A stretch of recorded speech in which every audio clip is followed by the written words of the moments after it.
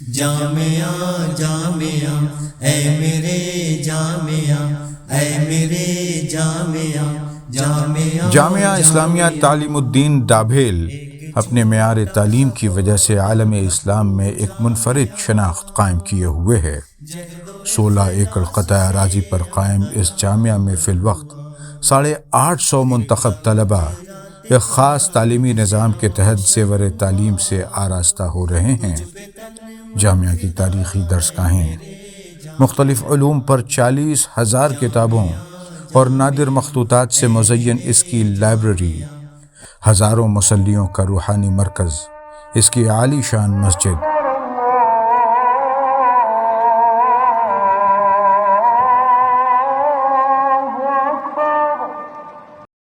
عالمی معیار سے مطابقت رکھتے اس کے ہاسٹلز، ہائیجین کا خاص خیال کر کے تینوں وقت کھانا تیار کرتا اس کا کچن اور وسیع ڈائننگ ہال، یہ ساری سہولیات جامعہ کے طلباء کو یکسو ہو کر صرف حصول تعلیم پر توجہ مرکوز کرنے میں اہم کردار ادا کرتی ہیں۔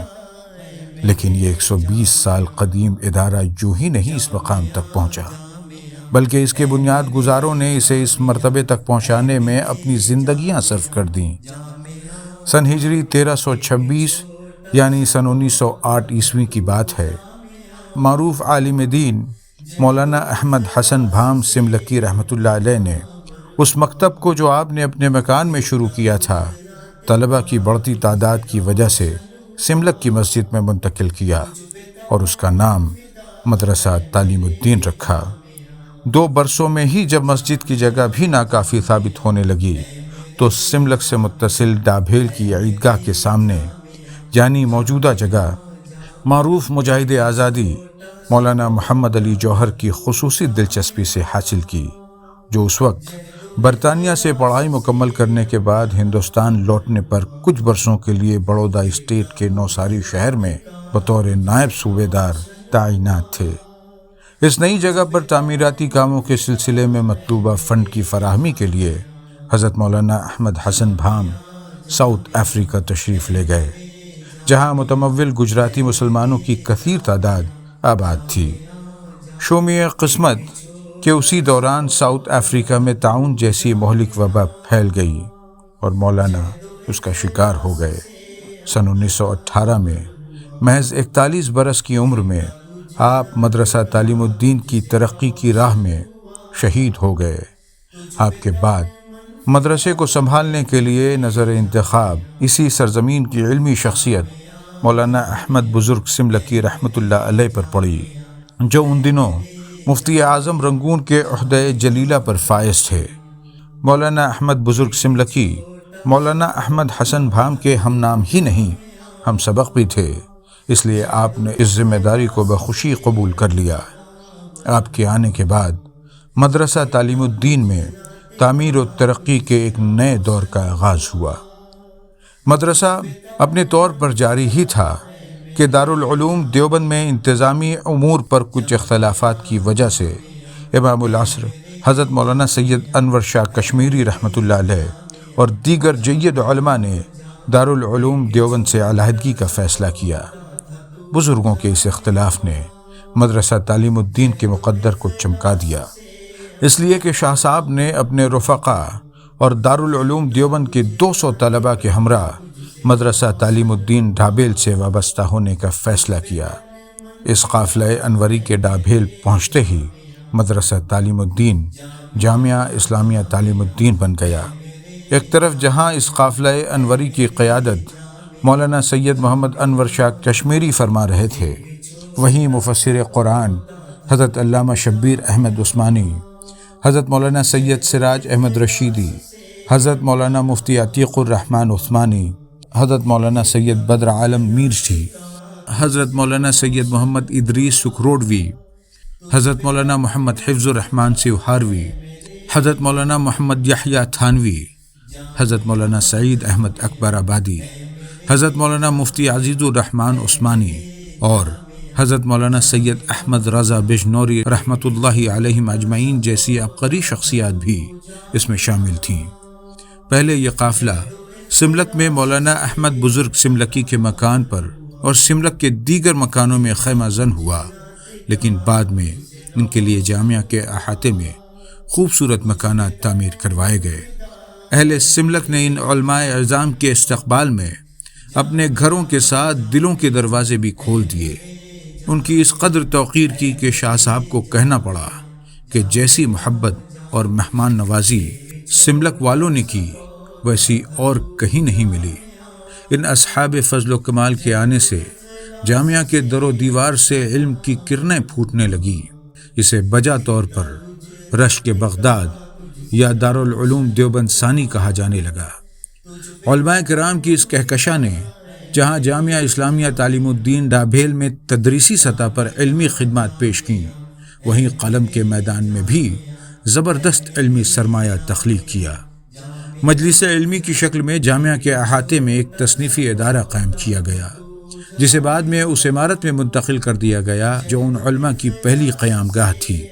شاہ صاحب کی بیشتر اہم کتابیں یہیں سے شائع ہوئیں۔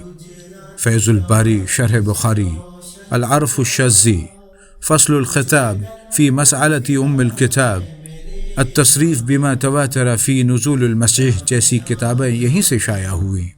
شاہ ولی اللہ محدث دہلوی رحمہ اللہ کی شرح آفاق کتاب ازالۃ الخفا عن الخلافۃ الخلفاء کا عربی ترجمہ یہیں ہوا۔ مجلس علمی کے اخراجات کی جملہ ذمہ داریاں مولانا محمد میاں سملکی اور ان کے بعد ان کے اہل خانہ نے اٹھائی۔ مولانا میاں محمد سملکی مولانا انور شاہ کشمیری کے وہی شاگرد ہیں جن کی شادی کی دعوت پر سب سے پہلے آپ سملک تشریف لائے تھے۔ اسی دوران ایسے واقعات پیش آئے جن سے جنگ آزادی میں جامعہ اسلامیہ تعلیم الدین ڈابھیل کا شاندار کردار بھی سامنے آتا ہے۔ سن 1930 میں نمک کے قانون کے خلاف گاندھی جی نے سابرمتی آشرم سے ڈانڈی کے ساحل تک ڈانڈی مارچ کا فیصلہ کیا۔ اس 388 کلومیٹر کے پیدل مارچ کا راستہ ڈابھیل کے قریب سے ہو کر گزرتا تھا۔ چنانچہ 3 اپریل 1930 کو جب یہ قافلہ کفلیتا پہنچا تو مولانا عبدالحی کو مولانا احمد بزرگ سملکی اور شاہ صاحب کے حکم پر جامعہ کے طلبہ کے ہمراہ گاندھی جی کا استقبال کرنے کے لیے بھیجا گیا، اور اس تحریک کی حمایت کے مکتوب کے ساتھ ساتھ اس میں ہو رہے مصارف کے لیے ڈابھیل اور سملک کے مسلمانوں کی جانب سے 51 روپے کا چندہ بھی پیش کیا گیا، جو برادران وطن کے چندے سے دگنا تھا۔ اس کے بعد جب جامعہ سے قریب دھامن گاؤں میں گاندھی جی نے قیام کیا تو حضرت مولانا انور شاہ کشمیری کے حکم پر مولانا مفتی عتیق الرحمن عثمانی اور مجاہد ملت مولانا حفظ الرحمن سوہاروی صاحبان گاندھی جی سے ملنے پہنچے۔ گاندھی جی نے اس وفد کا خیر مقدم کیا اور دوران گفتگو ان سے پوچھا کہ میں نے سنا ہے کہ پیغمبر اسلام صلی اللہ علیہ وسلم نے فرمایا ہے کہ پانی، نمک اور گھاس پر ٹیکس لگانا منع ہے، تو جواب میں انہوں نے تصدیق کی، جس پر گاندھی جی نے ان سے درخواست کی کیا یہ بات تحریری شکل میں مل سکتی ہے؟ ان علماء نے حامی بھر لی اور دوسرے دن اس ضمن کی احادیث حوالے کے ساتھ لکھ کر گاندھی جی کو پیش کی۔ گاندھی جی بہت خوش ہوئے اور نوساری میں ہوئے عوامی جلسے میں اس فتوے کا ذکر کرتے ہوئے کہا کہ اس نے ہماری تحریک میں نئی جان ڈال دی۔